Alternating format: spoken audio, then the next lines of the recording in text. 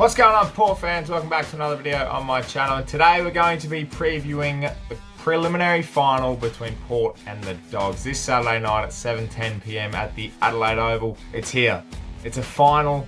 It's one win away from being in a granny, and it is so crucial after last year's heartbreak that Port go one step further this year. Coming up against the Dogs, who had an unbelievable win against the Brisbane Lions last week at the Gabba by 1 point in the dying minutes of the game, and they'll be having a lot of pressure on them as well after the season they've had. It's a must-win game for both.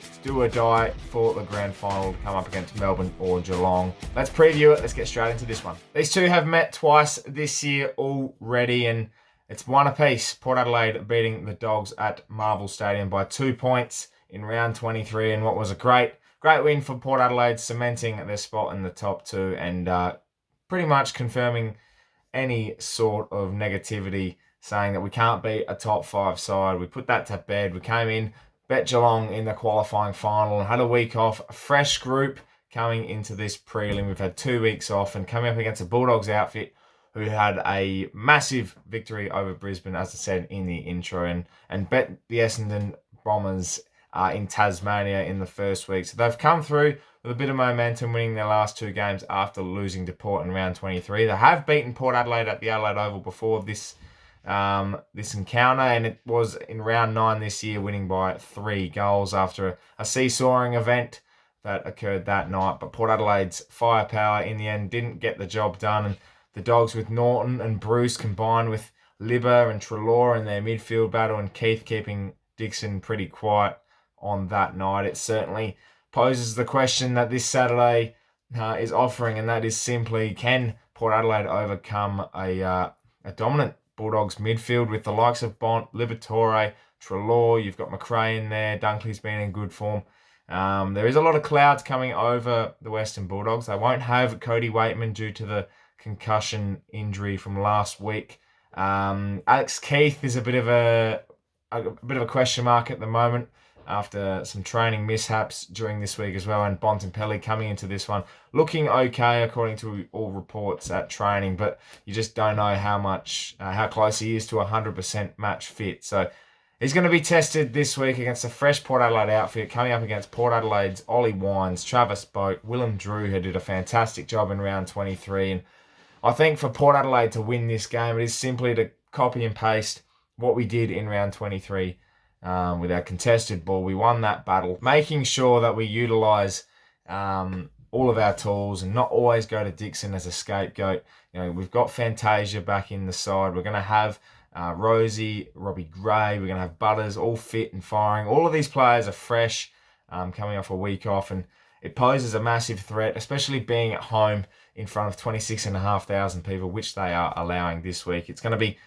absolutely massive for them to all have even a small impact will get the job done. But as I said, copy and paste from around 23, just making sure that we get a good start and we kick straight are probably the 2 most important things. And coming off a week off can pose a threat of having a slow start. You know, you've had a break, you're refreshed, you're ready to go, but there's not quite that factor of you're coming in with momentum, you know what you have to do. And that's what I think got us in good stead against Geelong in the qualifying final, is we were able to use the momentum from the week before against the Bulldogs, and that win we were able to push through against Geelong and dominate them in the end. But in saying that, if we play the brand of football that we've been playing the last month or so, especially against Geelong, there's no threat coming from the Bulldogs. They will be able to overcome that. I think a tall forward line with Marshall being a link-up and Laddams. And unfortunately, Georgiadis won't be able to play. He's been ruled out this week with his hamstring issue.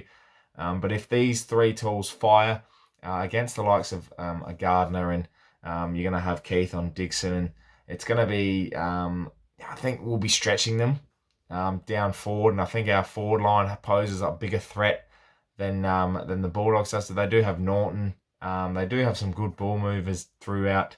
And obviously Bailey Smith and Caleb Daniel are in fine form at the moment too. But I'm not putting it past the Bulldogs. I just feel like the way that Port Adelaide have been, they're posing a bigger threat than I think the outside media are giving us credit for. We know internally we're fairly confident in our own ability and we're able to, if we're able to execute our game plan, we'll be absolutely fine.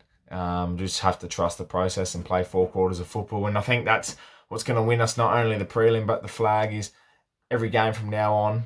Obviously, 4-quarter performance against Geelong in the qualifying final, a 4-quarter performance against the Dogs this week, and then 4 quarters against whoever we play in the granny, if we do make it, should keep us in good stead to have at least a shot at winning this flag this year. So a couple of things to watch for this week. I feel like the ruck question mark on the Western Bulldogs, Lewis Young, Tim English is a big question mark on them. And if Tim English is rucking, then Lycett's not going to have such a dominant performance as he did in round 23. We had 40 plus hitouts and just absolutely dominated Lewis Young that night. Tim English was in the ruck contest last week against the Lions of the pretty much majority of the second half. I think it was 88, 90%, something like that. He was spending on the field in the ruck. So if he's rucking, poses a different question mark. I think that, as well as how they use Liberatore and Treloar.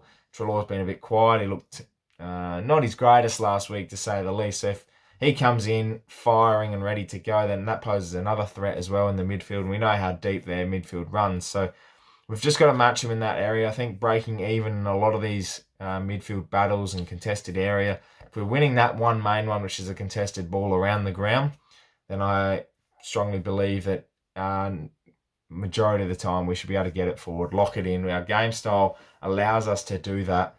And as long as we're not playing fast break footy with the Dogs, they can hurt us that way. But if we're playing that lock-in style, pumping it inside 50 as many times as possible, scoreboard pressure will be a massive factor. And if we can provide that early, I think that with the crowd and the atmosphere and everything that's at stake, it will no doubt, I believe, put Port in good stead. But it does rely on how we use the footy and how we play and how we can take our opportunities, making them early impact. I've been speaking with a few Port people, and they've been saying that there's a constant feel around the people I've been talking to that this could be a first quarter like a Richmond in 2014, a Hawthorn in 2015, where you kick 6-7 goals in a row straight away and inside 10-15 minutes, and you're putting the opposition on the back foot straight away.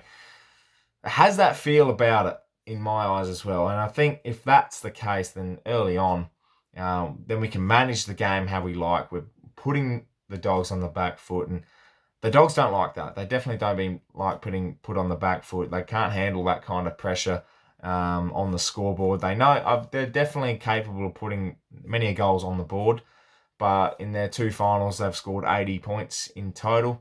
And defensively, they've been, well, not against Essendon. Essendon was pretty tight, but their defence against the Brisbane Lions, it was a bit leaky early on. They did tighten that up, and they were fairly well managed in the second half, which got them across the line. And they definitely, when they get a bit of momentum, they'll take advantage of that.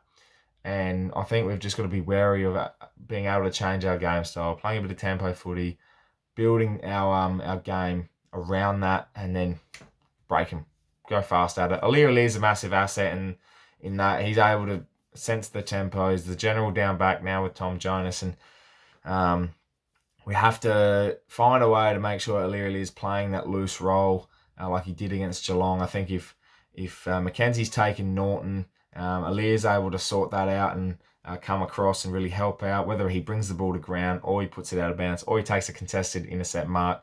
Regardless, it'll be helping our defensive unit a lot. And there was players last time we played the Dogs that were quiet. I think Amon was that. He didn't stand out that much against the Dogs.